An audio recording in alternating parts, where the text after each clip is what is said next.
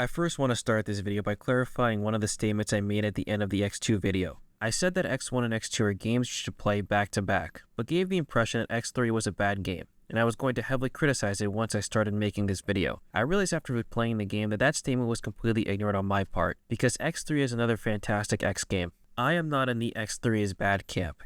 It's just that I have more nitpicks with this game than the previous two, and I will dedicate certain sections of the video to those grievances while at the same time not make the video overly negative, because end of the day, that's not my goal. I just wanted to say it because I felt it needed to be addressed. When researching the development of Mega Man X3, this game underwent a lot of highs and lows during its creation. To start, Keiji Inafune, who was a major contributor to the Mega Man franchise, transitioned from a character designer to then taking over as a director, producer, and writer, alongside spearheading other ventures like the creation of licensed merchandise for the series. As a result of having too much on his plate, it was decided by Capcom to outsource a lot of X3's development to the company Minakuchi Engineering, and they would be the ones doing the bulk of the work.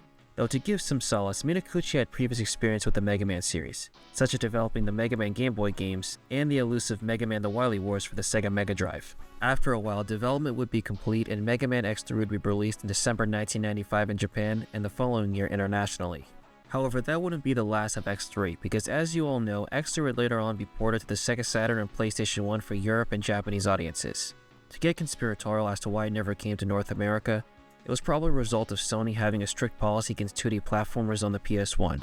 The Saturn, on the other hand, is easy to explain because the PS1 and N64 dominated the 5th generation. Finally, I know there's more. There's the Windows version, which was how we as North Americans were able to experience the changes between versions.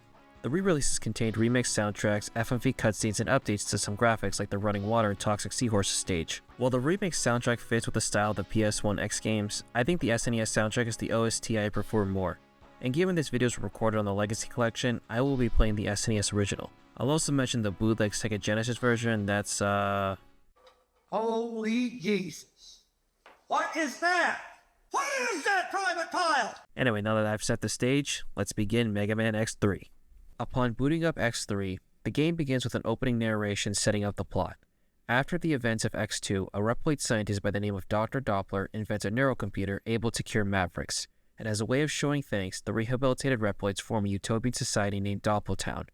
However, just when normalcy returns, Mavericks begin reappearing again, because as it's soon found out, Dr. Doppler's new technology was a ruse meant to recruit new Mavericks into his rebellion, with X and Zero sent out to battle the new threat.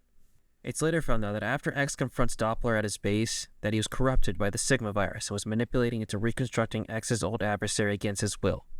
The reason I mentioned Sigma now instead of waiting for later is because who else besides Sigma would be the main villain? Though Sigma may return once again, X3, to give credit, actually gives a tangible explanation because Doppler diagnoses Sigma's return as a result of the Sigma virus. Unlike its progenitor, the classic series, the X series has always tried for a more interconnected narrative between games. According to Inafune, he wanted the main villain to be a computer virus rather than a physical villain.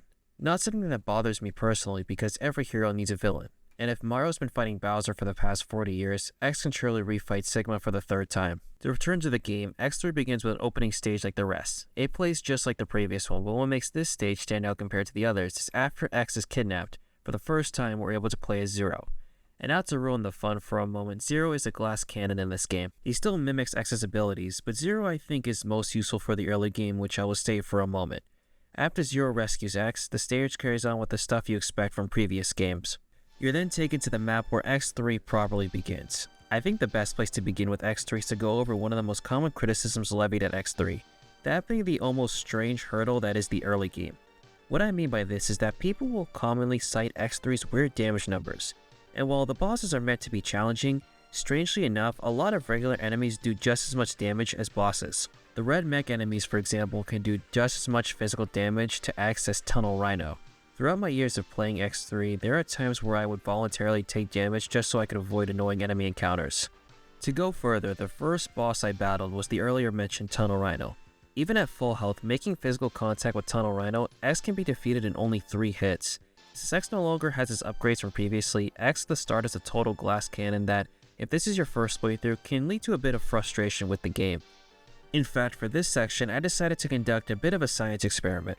What I did was I quickly booted up X1 and compared the damage inflicted by Chill Penguin and Tunnel Rhino.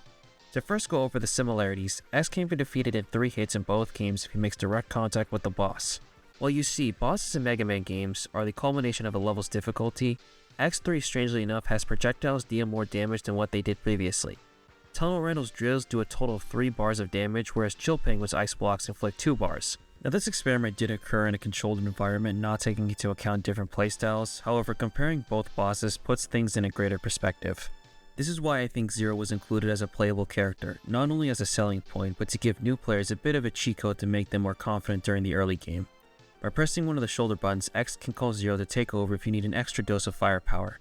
On one hand, I love that we can finally play as Zero, but there are certain caveats you'll have to contend with whether you like it or not. To get the obvious one out of the way, Zero is unable to battle stage bosses. If you try to enter the boss room as Zero, the game will forcibly pause and automatically change you back to X, alongside Zero being unable to pick up the usual upgrades we've come to expect. Zero for the first time has his iconic Z-Saber, and you can use it by charging his attack to its max via a combo. However, it's not all sunshine and rainbows, because if Zero loses all his health, he will be out of commission for the entire game, which completely sucks and there's no other way I can put it. However, what if I told you that all the Zero gameplay you're seeing is thanks to the X3 Zero project, a fan mod that fully integrates Zero and doesn't make him a commodity. The mod in comparison makes notable changes to the base game in order to make X3 similar to its predecessors. Zero can pick up every item X could, and can even negate backtracking like using the Z-Saber to destroy the Rocket Tunnel Rhino stage to nab the heart tank, alongside being able to fight bosses and use their weapons. The Zero project could be something worth checking out if you're fine with playing X3 via unsavory means. I will say though, if you know a couple of tricks and battle the right Mavics in the right order, you realize how great of a game X3 is. Everyone who plays X3 will either tell you to go after Tunnel Rhino or Blizzard Buffalo first, because like in previous games, they're the contenders for early game easy bosses. A trick I believe will save you a lot of frustration is to use Frost Shield to grind sub-tank energy, so that way you'll never have to worry about running out for the rest of the game. This lets me segue into discussing X3's item game. I've made it clear in my previous videos that thanks to the least backtracking runs, the fun becomes how you're able to organize your runs to demonstrate mastery over the game. To compare X3's item game to the previous 2 games, while X3 doesn't have the flawlessness of X1 or the freedom of X2, I personally enjoy X3's item game more than X2, but falling just short of X1. The reason is because, while on one hand, you'll have to backtrack to Tunnel Rhino to get the heart tank and helmet upgrade, if you follow the path I'm presenting right now, it'll be the only backtracking you'll ever have to do in X3. New to X3, but technically returning, are the ride armors. They once again return in X3, but they've been expanded upon by means of new models for X to use. There's the standard Chimera that functions as it did in X1, the Frog which is most effective underwater, the Hawk which can hover and shoot missiles, and finally the Kangaroo which can reach faraway enemies. Of course, in order to use them you have to find the platform and the stage is located in and select which model you want to use. Though what I find strange about all this is that in order to use the different models you first have to find the Chimera hidden in Blast Hornet stage, otherwise they're unavailable. I do find it a bit strange why that was chosen, but according to the Chimera article on the X-Wiki, it's the base model for the ride armors, which I guess might have been the reasoning, to which I'd say it's a video game, who cares. Though that statement is a bit cruel because I never found much use for the armors besides getting collectibles. Now that side tangent is over, I can go back to discussing the intricacies of my playthrough. Earlier I went over that due to X3 being strangely hard in the early game, this is where the tried and true method of picking easy Mavericks returns once again. For many X3 fans, Blizzard Buffalo is the favorite first choice if you follow the weakness order. However, on a first run you won't be able to get the heart tank without Tunnel Rhino's weapon, which I wholly recommend you take him on first, combined with the fact that besides the potential damage to X, Tunnel Rhino's attacks are very easy to bait as long as you dash jump off the wall right when he hits it. This in turn allows you to obtain all the upgrades in Blizzard Buffalo in a single run. However, here's where things get interesting because when researching other people's runs of X3, the mid-game is where you'll hear differences of opinions. A common one I heard was to fight Blast Hornet 3rd, that way you can unlock the Chimera while at the same time use the leg parts to get the heart tank. To make a confession, I was always tripped out fighting Blast Hornet 3rd. I never liked that as a result of X3's damage, Blast Hornet often likes to fly into you while at the same time using his annoying hornets to take pot shots. No, in fact, I like to fight Neon Tiger 3rd. That might sound crazy given that Neon Tiger is a genuinely hard boss, but like in Blizzard Buffalo, you can get all the collectibles in one run, and as long as you use the Frost Shield trick, Neon Tiger is a lot more manageable thanks to you being prepared. From there, to be honest, the rest of the run was smooth sailing. Toxic Seahorse's weakness makes it a non-issue, the ride armor is obtainable thanks to the arm parts, Blast Hornet becomes a war of attrition which I easily win, the heart tank becomes available in Gravity Beetle thanks to the previous boss being defeated, Volt Catfish is quickly swept under the rug with a quick revisit to Tunnel Rhino to get the last upgrades, capping my run with Crushed Crawfish, completing everything needed before the castle. What I love about this run in particular is it's the most streamlined way to play X3. From a least backtracking perspective, you'll have to backtrack one time, and while it does suck that you can't complete X3 in one run, it doesn't degrade the game in any way at all. Alongside the fact that X3's development was given to another company, I have to give credit where credit is due. X3 was still able to remember one of the best gameplay principles of the series. With that being said, the follow-up question is, does X3's levels and Mavericks compare to previous installments? To give a definitive answer, X3 still contends with X1 and X2. However, what kind of person I'd be without giving examples? Mega Man X3 still follows the run and gun platforming from previously. X still controls the same and the levels still complement his abilities. When we're playing X3 for this video, I found the levels to be more challenging inadvertently due to X taking more damage than previously, but because enemy placement has become more aggressive in the two games since. One of the more annoying enemies in my opinion are the enemies who cling onto the wall and charge an attack that ricochets all over the place. Worse is when you off-screen them and they respawn. But to cap off my least favorite enemy, the ones with the ball and chain that can block even a fully charged buster shot from the third armor.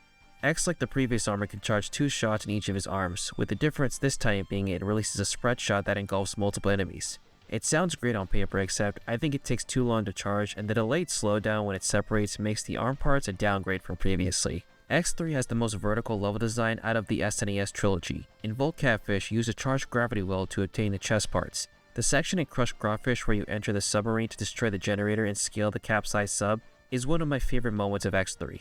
Mega Man X3 doesn't shy away from including great set pieces. Back in X2, you'll remember I highlighted the X Hunters given they were new optional bosses X fought previously. I mentioned them again because X3 uses that formula again with newcomers Bit and Bite, and the returning Vile to make up the Nightmare Police. Exactly like in X2, the Nightmare Police are optional bosses X will encounter throughout your playthrough. However, unlike the X Hunters who you needed to find, you'll be guaranteed to fight Bit and Bite, with Vile being optional. That's because in every stage there's always a midpoint where you'll enter an empty room with the potential to fight one of the duo. While it might sound easy on paper, if you don't defeat them using their weakness, you'll have a rematch with them later at the castle. This is where planning your runs returns because if you want to beat them, you have one chance to do so. You'll always fight Biff first. When I fought him in Neon Tiger, I had his weakness Frost Shield and 3 sub-tanks. If you're concerned about preserving ammo, you can solace that to permanently defeat them, the final hit needs to be their weakness. Bite comes next, and he was more annoying than Bit. He shoots a magnet that holds you down so you can do his annoying spin attack. The trick is to get him to destroy the magnet, then use his weakness Race Blaster to render him impotent. Vile I saved for last, and like the X Hunters, you have to find the boss room, with it being a capsule in certain stages. The game gives you a quick warm-up before the boss. I love the look of this stage looking decrepit and run down. It's like Vile has been restlessly waiting for the moment he gets to finally destroy his rival. However, his fight is the exact same as X1, which kinda sucked, though his final words are amazing, saying he'll haunt X until the day he dies. Then the escape sequence with the guitar solo is a nice cap off to the Nightmare Police.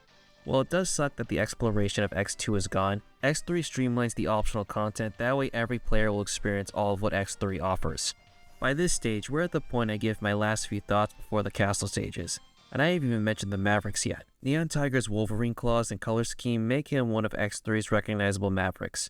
Blizzard Buffalo's huge stature adds that bit of intimidation during his boss fight, and you always want to avoid Crushed Crawfish's massive claws as it'll do multiple hits of damage. Where X3's bosses differ compared to previous games is that before, bosses would have a variety of attack patterns, and to best succeed, you have to find openings in their moveset.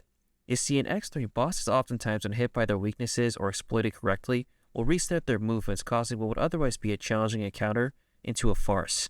When Volt Catfish enters his second phase, as long as you keep using Tornado Fang, he'll become impotent, unable to attack. And the same goes for Toxic Seahorse. It's that stagger after their hit is where the challenge disappears. This is something unique to X3. Some of the classic Mega Man games suffer from this issue, like Toadman and Mega Man 4. It's problems like those that hurt the bosses overall. Once you get past the difficulty of the early game, X3 is smooth sailing until Dr. Doppler's castle, which is where we're heading next. After Dr. Kane discovers the location of Doppler's base, X and Zero begin the castle levels. Doppler's castle is like every other final level in a Mega Man game. What's most notable about these stages is that depending on the decisions you made during the game, the bosses and endings you get can be entirely different. In Doppler Stage 1, after defeating the mini-boss, if you slide down this wall at full health and obtain every upgrade in the game, Dr. Light will reward X with the Hyper Chip, granting all 4 pieces of the gold armor and every enhancement that comes with it. I didn't feel the need to mention the gold armor up until now, but everyone who plays X3 knows about this secret. I do love the whole idea behind it. If you wait until this moment, you get an all-exclusive package to the best armor. Delayed gratification, as they call it.